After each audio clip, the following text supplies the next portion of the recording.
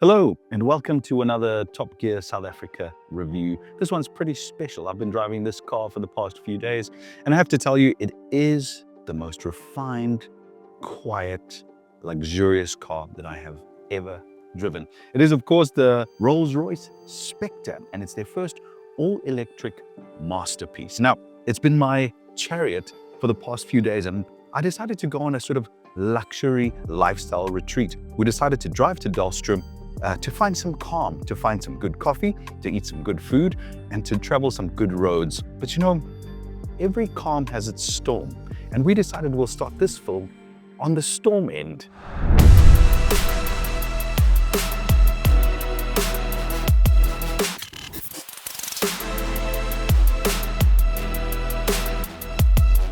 Yes, we are at the Top Gear test track in a Rolls-Royce Spectre. And the reason we're here is not because we're mad, maybe. It's the numbers: 430 kilowatts, 900 Newton meters, 0 to 100 in, well, let's show you. There's no modes in this car. I'm simply going to put my foot on the gas and we're gonna go. And in 3, 2, 1. All right, here we go. 80, 100, and let's keep going. 200, 220, and I'm gonna have to get onto the brakes at 230. It feels like I'm in a yacht. And I know I'm going really quickly because there's some sort of indication that I am, but it just feels so graceful and soft. And even when it comes to the corners, this is no sports car, but it has four-wheel steering, which has simply turned this car into something smaller and a little bit more nimble. Now, that doesn't mean it's sharp. It's not sharp. It's quite soft.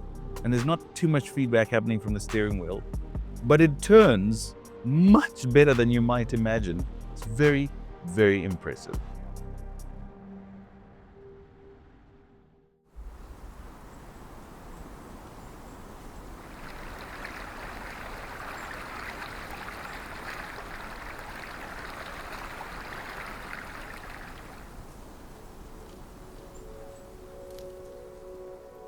All right, enough horsing around and talking about power and torque and 0 to 100 times. This car is not about that.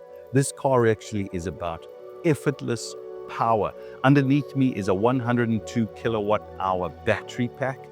It's the size of a small swimming pool. It's huge, but it's been woven into the chassis in a way that makes the whole body a lot more stiff and a lot more rigid, which means the car is actually quite competent, even though it weighs almost 3 tons. But you put your foot down and it doesn't matter where you are and what point you are in the power range, it's effortless and it's luxurious and it's serene. And I do mean this, it is the most comfortable, quiet, most beautiful driving car I've driven ever. The real Rolls-Royce experience is from what happens here on the interior. It's the drive, it's the experience, it's the trim and how you feel. And there's a Rolls-Royce way about doing things. The cabin architecture it's uncomplicated. It's actually quite simple to operate this car. They haven't gone for these ultra big screens and complexities. No, there's a massaging button here. I press it, my seats get massaged. I can change some of the menus in the infotainment screen, but it's really simple. In fact, what they've done is they've tried to take the complexity away and make the experience much more simpler. That's their take on luxury. And it really is cool. Talking about uncomplex luxury, I just want to talk to you about climate control. Most luxury cars have climate control. Fancy climate control where you set temperatures and you set zones. No, this is really simple. I have a switch. I want a higher fan speed, I switch it to a higher fan speed. I want a lower fan speed, I switch it to a lower fan speed. It's got a little rotary for my temperature. I control my own temperature with a little rotary dial, one for the top half of my cabin, one for the bottom half of my cabin. It's really, really simple. And it's beautiful at the same time. And talking of heritage, you still have these metal air vents with organ flute opening and closing mechanisms right from the 20s and the 30s. It's beautiful. There's also this timeless nod to heritage. So the architecture in this car is very similar to Rolls-Royces of old. I was parked next to a Phantom 5 the other day, and the interior architecture is so similar. They've carried over so many things. The steering wheel is still huge. There's still these huge swaths of wood trim everywhere. The dials are very similar. Even though these are digitalized, they still cast this nod to the past, and I love that. It's got texture and it's got a story, and that's what you buy into, right? Right, and then of course there's the Rolls-Royce luxury things. These seats, they're like armchairs, real leather armchairs, and I love that.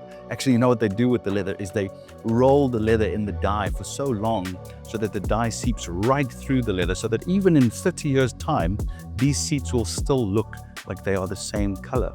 That's pretty cool. And then of course you've got the starlight roof.